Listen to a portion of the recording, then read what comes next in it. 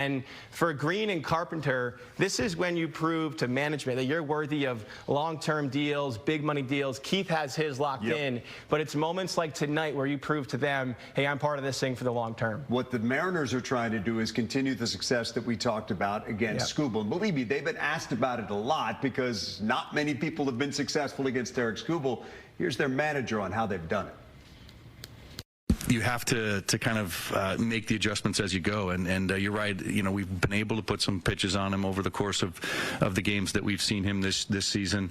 But again, it kind of goes back to that communication factor that we've talked about, and the first couple guys getting their ABs, seeing what they see, you know, coming back in the dugout and sharing that information and you know, kind of relaying that to the next hitters so they have an idea, and that's how it grows, and that's how it's going to continue to go tonight. You know, you have to be ready to make those adjustments. It's a fine balance between being too selective and getting behind, or being too aggressive and you know, swinging at the pitches you don't want to swing at. So, but our guys have been great. They've been able to solve that part of it, you know, when they faced Skubal before. So I think they have a good track record of making those good adjustments. Okay, so Mariners with some success against Skubal. Specific Tigers with success against the Mariners starter tonight in Kirby. How important is the early jump tonight in giving one of these pitchers a 1-0, 2-0 lead?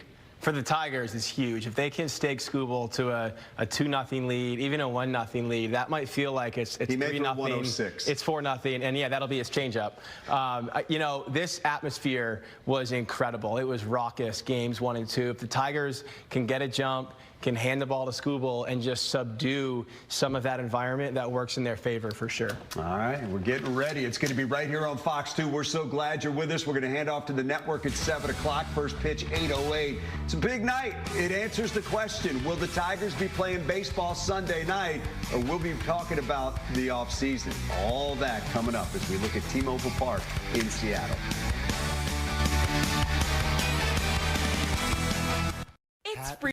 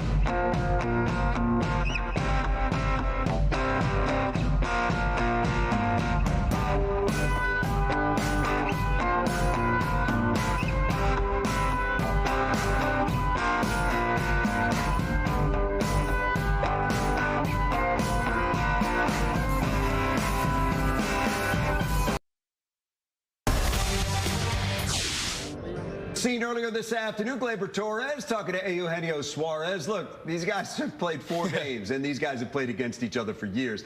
They know each other well, but specifically to this series, they know what to expect from each team. So that brings up the question when you start talking about Tarek Skubal and the other team, does Skubal change anything? Hammer found a good guy to ask. She talked with 1984 Tigers World Series champion Dan Petrie to get his take on maybe any minor adjustments Skubal may take to the mound tonight. What's up, Peach?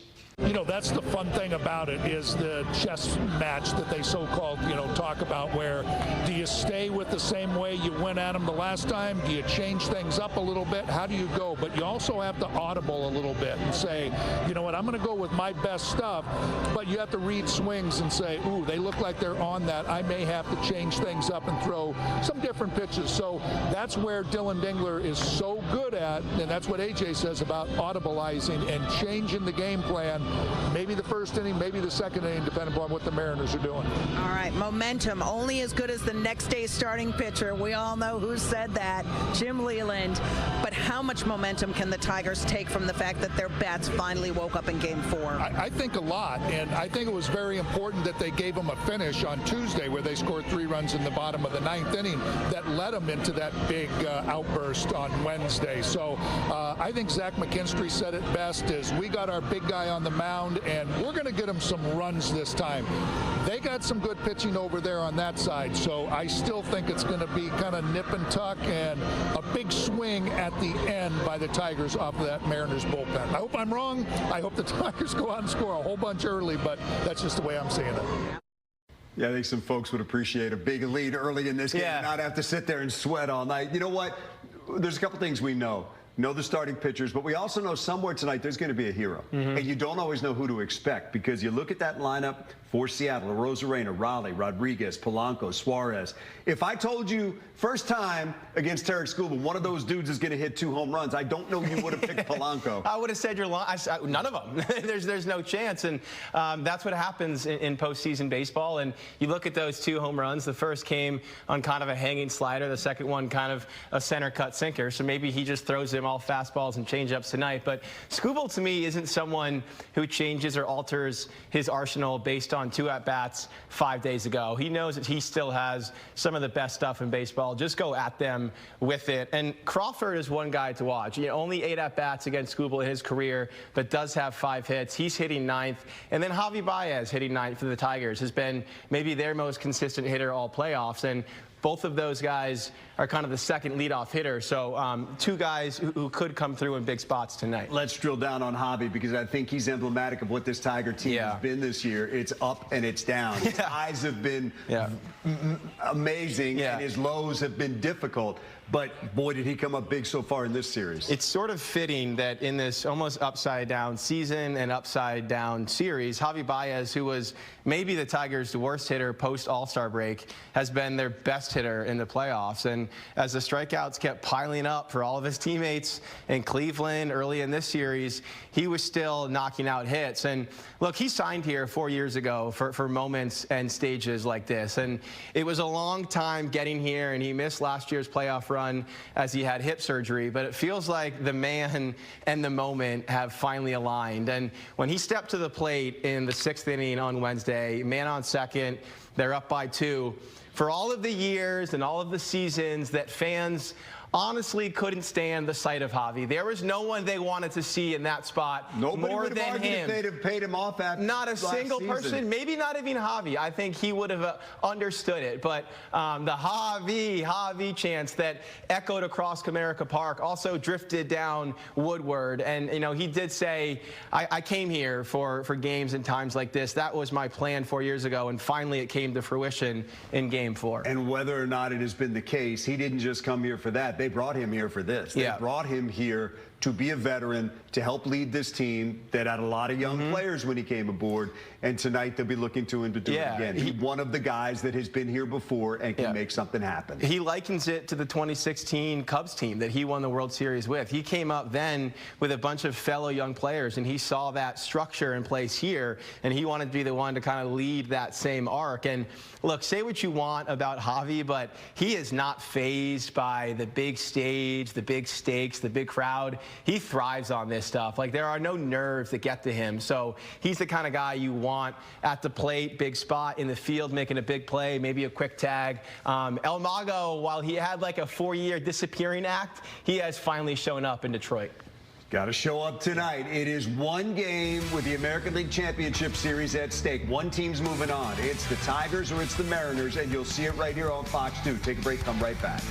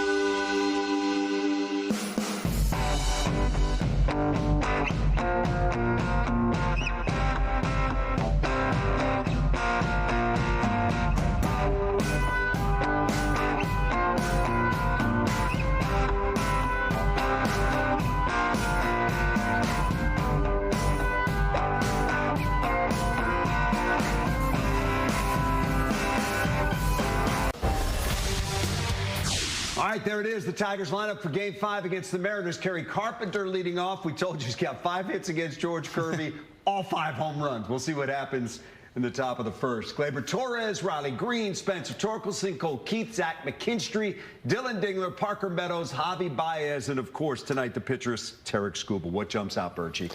I think that Spencer Torkelson has swung the bat really well this postseason. The numbers maybe don't fully reflect it, but the Tigers love talking about his swing decisions, which is just a fancy modern baseball way of saying he picks the right pitches to hit, and he does do that. And if he runs into one tonight, that could be the difference-making swing. And then back to Baez, you know, one of the risks, at least in theory, in leading off Carpenter is that he won't have hitters who are getting on base in front of him. But Baez has been maybe their steadiest at bat all playoffs. So you like that 1-2 combination. And then as we think about kind of unexpected heroes, how about the guy who really never got going this year, who's hitting under 100 in the playoffs, but has the talent to make a difference in any number of ways, Parker Meadows. And maybe it's not a swing, but maybe it's a running catch in center field when Skubal needs one most. All right, back we go to T-Mobile Park. Hammer standing by.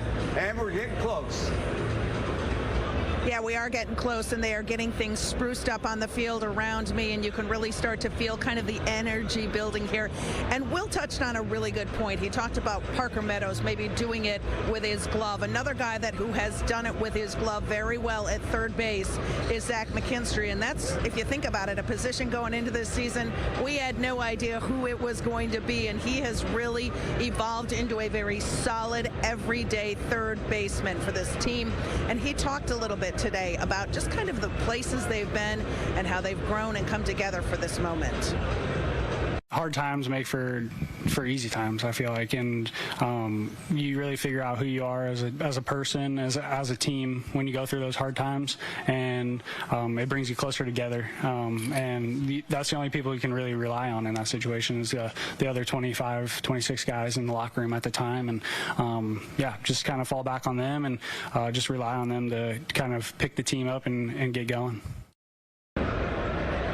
And there is something about Tarek Skubal on the mound that brings out the best in this team's defensive talents. And tonight they're hoping for more of that.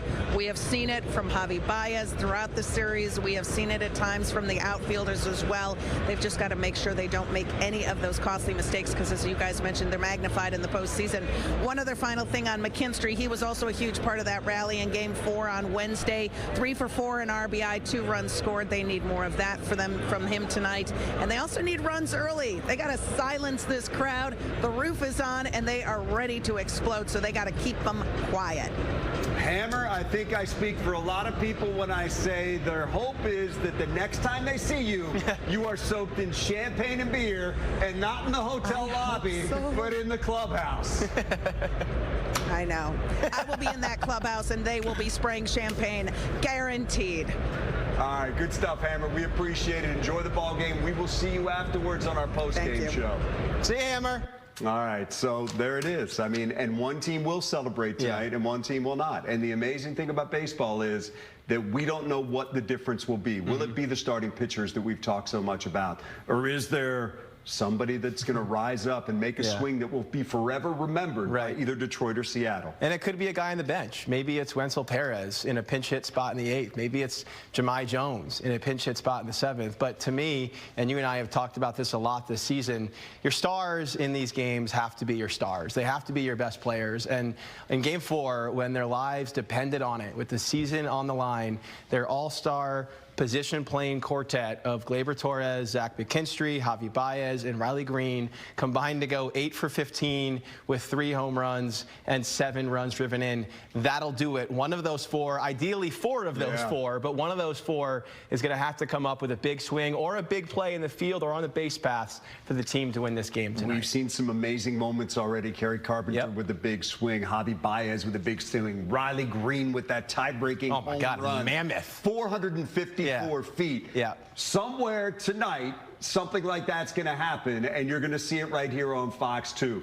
So enjoy the game, everybody. It is Game 5. It is the Tigers. It is the Mariners. One team moving on to the American League Championship Series. We are coming back after the game. Hammers in Seattle. We'll be sitting right here to wrap it up, get your reaction from the clubhouse. Will there be champagne, or will there be players talking about the offseason? Or just pain? We'll see. It's coming up. Hey, deep Enjoy breaths. the game, everybody. Deep breaths. That's right. Enjoy the game. We'll see you afterwards.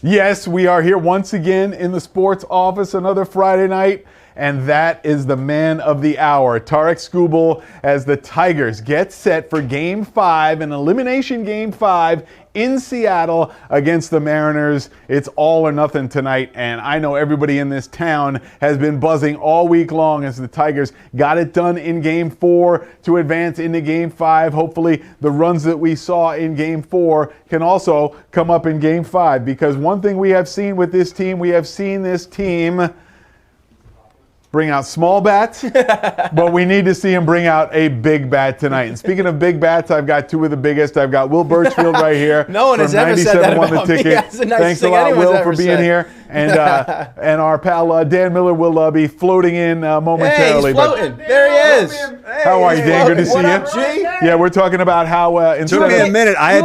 You a big bat or a small bat? I had to order dinner. Or are you a small bat? Because that's what we need tonight. We need big bats. We need big bats tonight. You know, and everybody has been talking about this game, and of course the number one thing has been Tarek Skubal. Okay, yes, Tarek Skubal, he is the man that you want in this situation, Will. He's the man you need in this situation, but still, I'm nervous. Talk me off the ledge.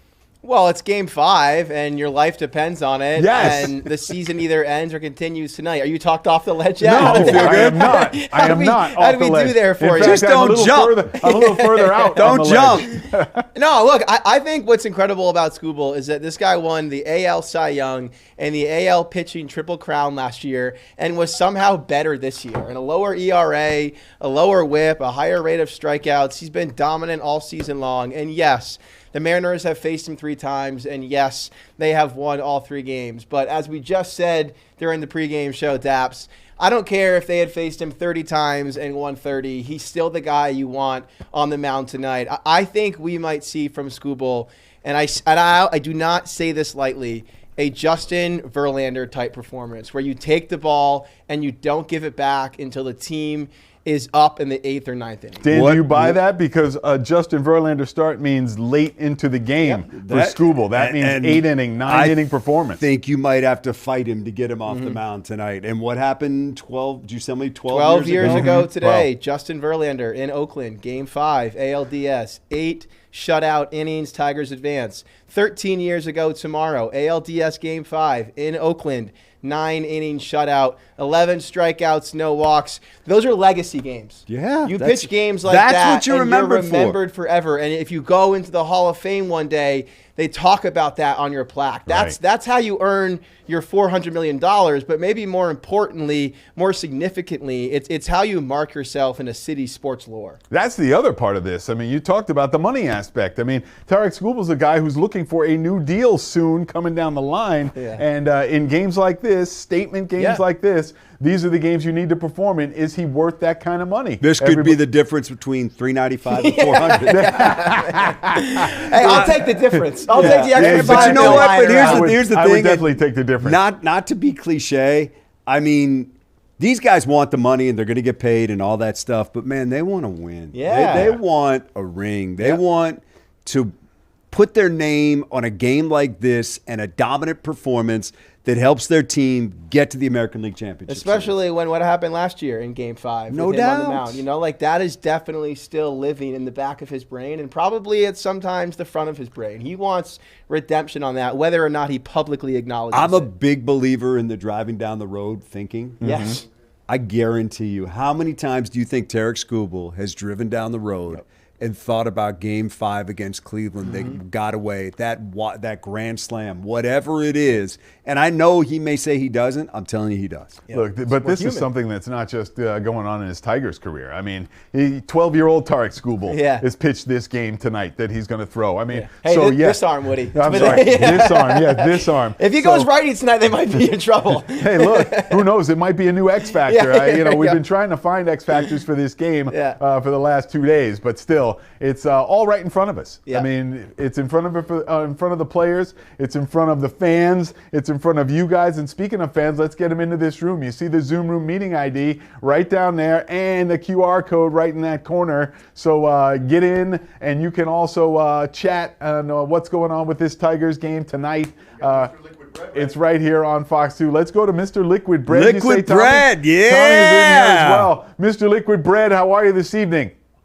I'm doing great, guys. Nice All right, to see you again on Friday night. So let's talk to that's very nice. Let's talk to me about the big story, which is the Detroit Tigers. What's your outlook in this game, Mr. Liquid Bread? I'll be honest, I'm not a huge baseball fan. I mean, I'm fair weather, I should say, but I think they're gonna, this is the last straw. They gotta pull it out. And I can't pronounce his name. I'm gonna call him Screwball. Screwball's he's 1-0 in this series. He's going up a pitcher on the other side. What is he? Got like a 3.2 ERA. So yeah, I think he got a good shot at this. Let's ask Liquid Bread about something he does know about. Right, he is a connoisseur of fine beers. Oh, what should be the beer of choice for a winner-take-all Game 5 tonight? What should we be? Well, we can't do it. Maybe. We can't? What should we be thinking about? I mean, this weather's gotten cold. So you want something that's nice and roasty, a little hearty. Oh yeah. Maybe a stout. A brown ale's good this time of year as well. But Woody and I have talked, Dan and I have talked about this.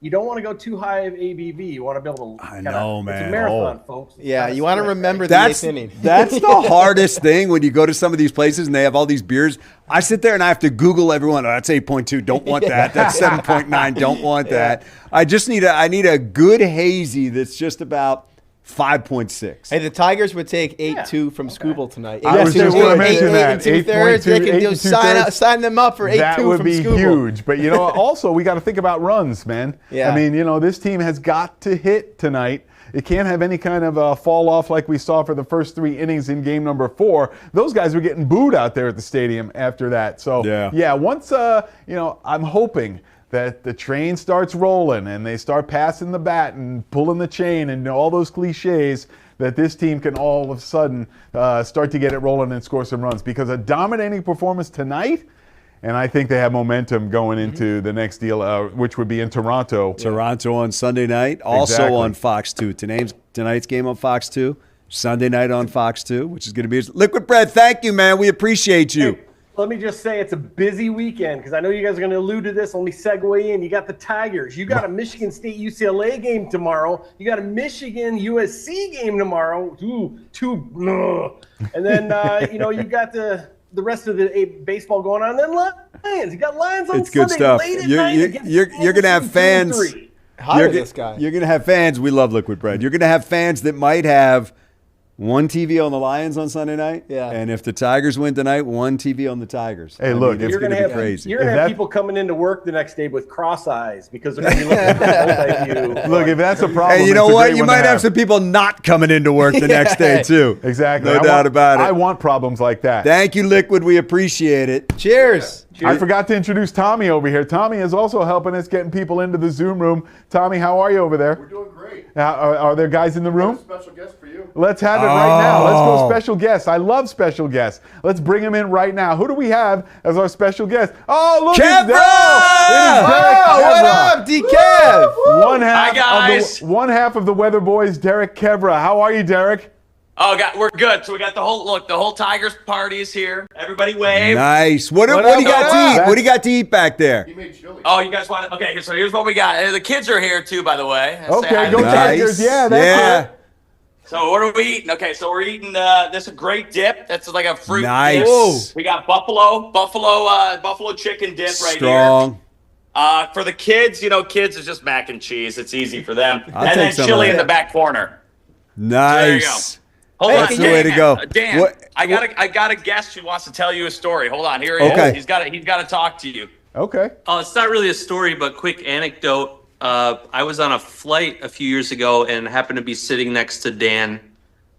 He was coming back from he said his buddy's golf trip, and he was just the nicest guy. So I just want to give Dan a shout out. Appreciate that. I tell everybody that talks about Dan Miller, I'm like, great guy.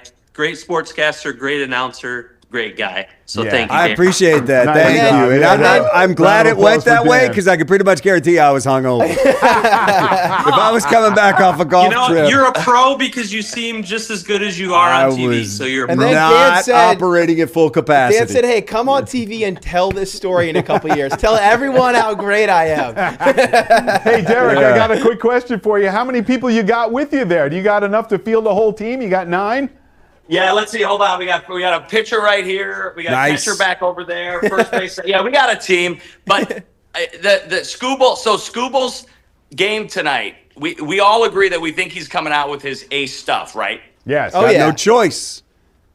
Yeah. Okay. Got no All right, well, I mean, listen, this is the moment he was born for, right? This is the moment he was born for. You can win, as Birchie said, all the Cy Youngs you want. This is the one you'll remember. Right. I guarantee you, if he doesn't win this game, he won't be thinking about the Cy Young he won last year or the Cy Young he's going to win this year. He'll be thinking about this game and the game against Cleveland. These are the things you remember. This is the moment that is biggest on your baseball reference page. No doubt. Yeah, Hey, Derek. Yeah. All right, guys. We'll let you guys go. Great show. Love you. Awesome job. Derek, before you go, give me a score for tonight's game. What do we think, guys? 4-2 Tigers. Okay, 4-2 Tigers. Ooh, okay. Hey, Okay.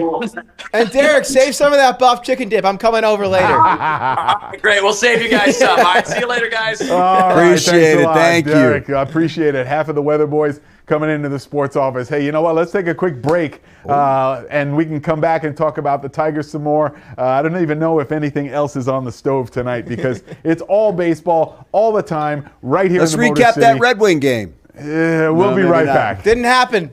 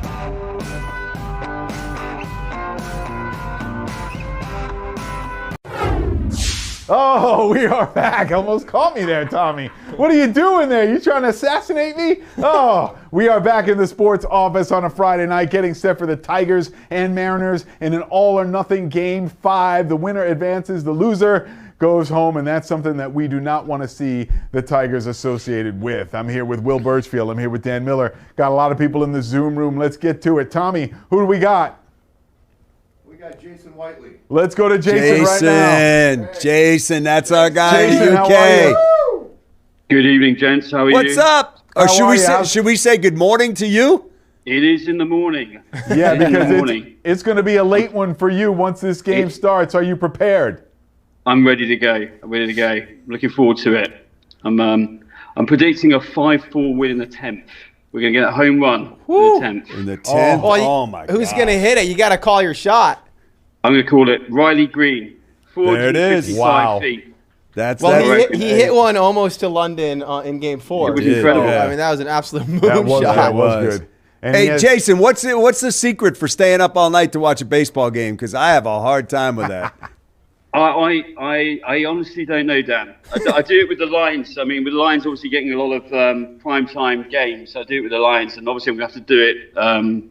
Was it tomorrow night, isn't it? That's our Sunday night. You got the Tigers keeping you up tonight. You got the Lions keeping you up on Sunday night, and maybe the Tigers keeping you up Sunday night too. He's turned into a vampire. Yeah, he's got up all night. Work done on Monday. You got to work on Monday? No, you don't. We'll call in for you. Yeah, we can arrange for an excuse for you. Oh, thank you very much. We're so kind of you. What's your excuse? Well, I haven't formulated it yet. It could be a Tigers victory or even a Lions win. We don't know yet. Well, that would be great as well, wouldn't it? I mean, can I ask you guys, what's your views on the Lions? I know we can't really talk about the Lions tonight because it's all about Tigers, but do you think Lions over the Chiefs? You know what? I'm going to go out on a limb and say Lions are going to win on Sunday. Sunday night, baby. Sunday night football. This might be an all-time Dan Campbell game. Yeah. If that secondary is missing some of the guys that are 50-50 right now, which is Branch and Kirby. Then it's us three playing. And they go in and beat Mahomes. Man, that would be like next man up heaven. Yeah, but I mean, I think we can all admit that the Chiefs are not the same Chiefs that we have seen over the last couple of years. I understand they still have 15. And they're desperate. And they're at home and all that other kind of stuff. But hey, we've seen the Lions step up before. Listen, it's like Dan Campbell talked about today. Man, you got to embrace this. Right. It's Sunday night. You're the only game on.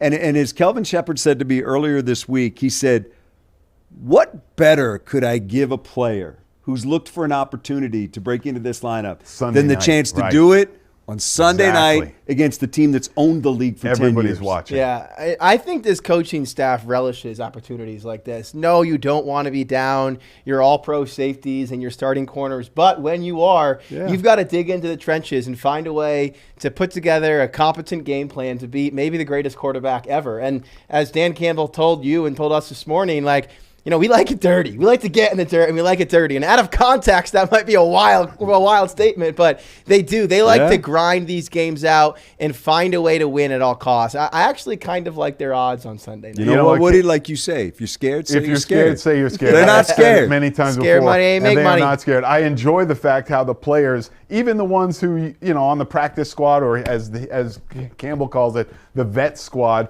all those guys get a chance to play. And we are going to see some of that this week. I mean, guys are coming off the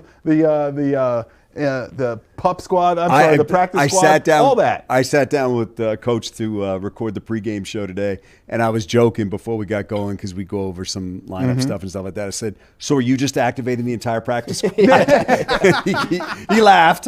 It's a good thing he laughed. You don't want him to not laugh. But that's where they're at right now. And he always says, it's not a 53-man roster. It is a 69-man roster. Right. Every guy there will at some point play a role. Some may be playing a role this week. I go back to their game against the Packers on Thursday night last season when they were playing linebackers and defensive linemen that they had just signed that week off of the street. They had 4 dudes. They had Jamal Adams out there who had practiced once. They had multiple other defensive linemen who had practiced maybe twice. And that defense did just enough that night. And the offense did most of the heavy lifting, and they found a way to get it done. In prime time, Dan Campbell's Lions always find a way to step up. And he did say to me today, he said, because he always kind of sets a tone for the team, what they need to win.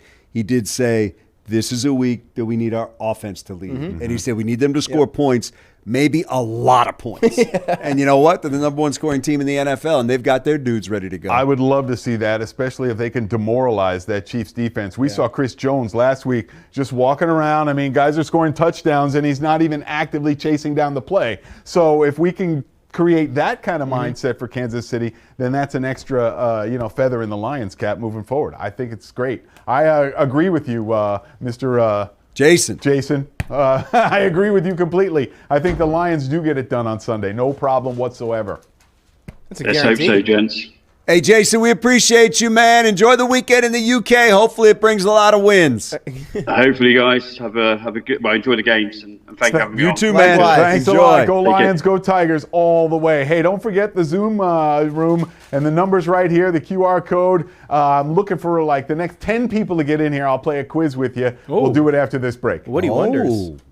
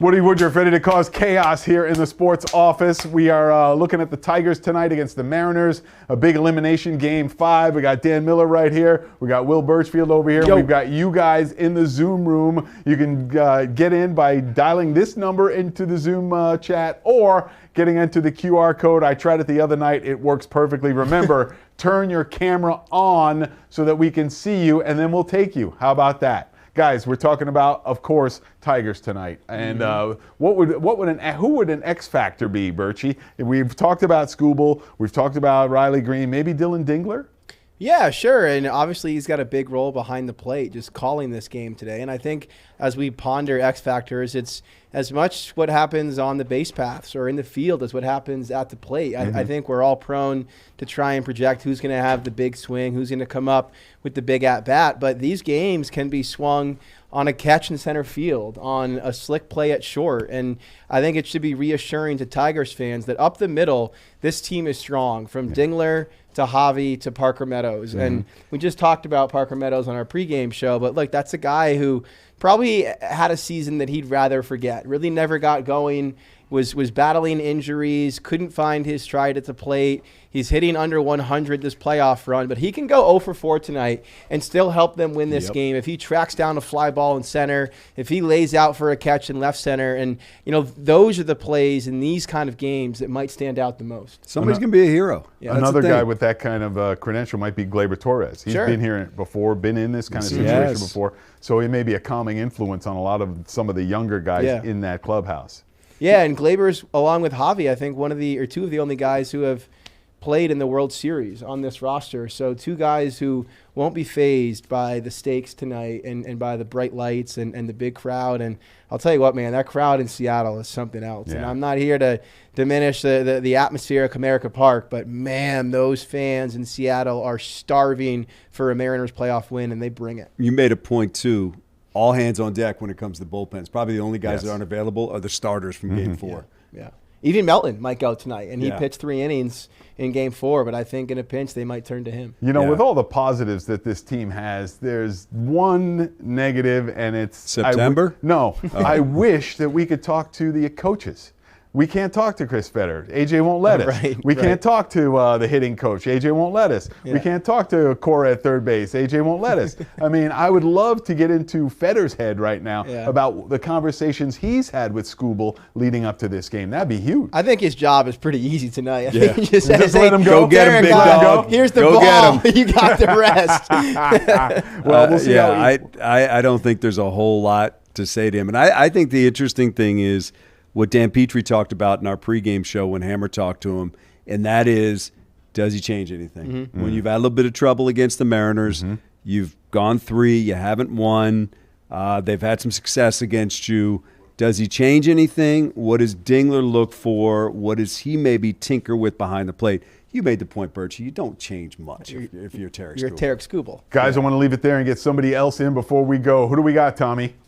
Mr. Color Guard Core. Mr. Color Guard Core. How are you, my friend?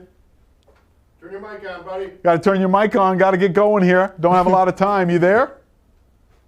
Got a minute left. Are you there? Can you hear us? You live in a Bug's life? I don't know. I don't know if he can I hear like us. that background. I do like the background. Oh, I love it now. Some effects, too. I think that tells us everything we need to know about his prediction for tonight's game. That's perfect. About everything else. Obviously, a Tigers fan, and we're looking at the Tigers going to win. Remember, for future reference, the Zoom Room meeting ID, the QR code, Dan Miller here, Will Birchfield here. We're talking Tigers. Of course, Lions, big game this week.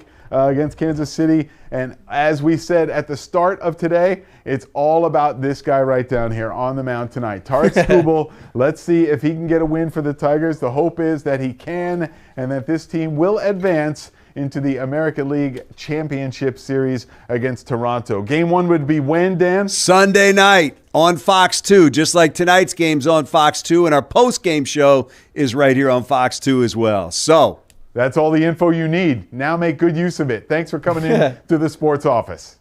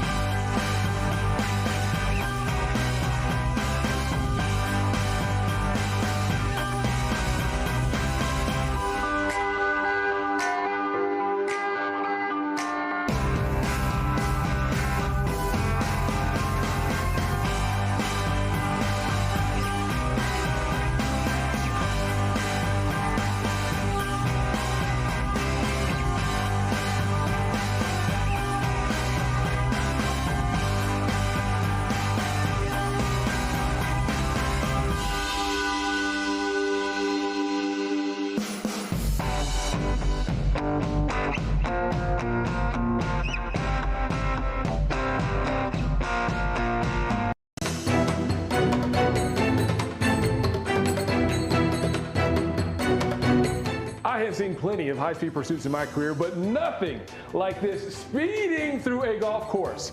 I wonder if there were any golfers who saw this and said, you know what, let's just let that police and that suspect, just let them play through.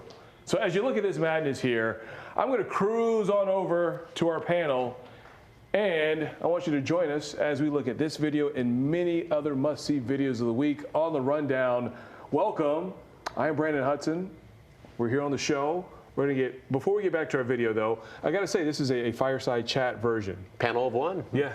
Well, panel of two. Well, panel of two. Yeah, You're right. I'm sorry. Table for two. We are the panel. Table for two. It's a table for two version of the rundown. We appreciate you joining us here. I hope your week has gone well. Your weekend is just getting started. But let's look back at this suspect here, speeding through the fairway like a speed golfer. A wild story involving a man from Port Huron who's accused of a carjacking, a couple of home invasions. I want you to check out Scott Wolchek's story on our website, fox2detroit.com. He spoke to a couple of those homeowners who had face-to-face confrontations with the suspect while he was on the run from police. Eventually, police arrested him. Jack, you said that you saw his arraignment, his court arraignment. A coworker did, yeah. What's going on with this guy? Well, I mean, crazy stories caught on video obviously have a crazy origin, right. And this guy had an interaction with police ahead of time. I think he was homeless. He was looking for a ride up to Port Huron and denied the help from police. And then 10 minutes later, officers start getting calls. Someone's been breaking into my home. Someone stole my gun. And then apparently we learned later on in court, someone was stabbed with a fork.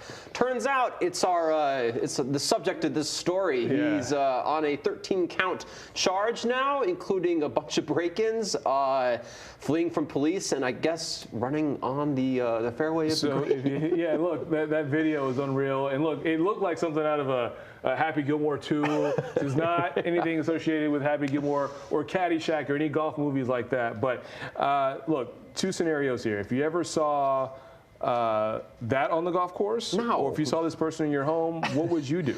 What would I do? Honestly, I'd get out of the way, probably pull up my phone, make sure everybody's safe first, then you start recording because there's obviously a newsroom somewhere looking for that footage. Including ours. Look, I appreciate your consideration by saying, got to make sure everybody's okay. Yes. And then I'll pull out the phone. Most people just pull out the phone and they're like, whatever.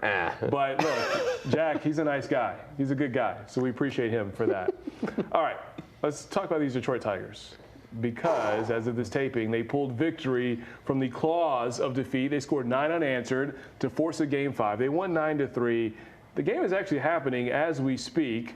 It is on Fox 2. Make sure you're watching it. But ahead of those home playoff games, the team held a drone show above Comerica Park.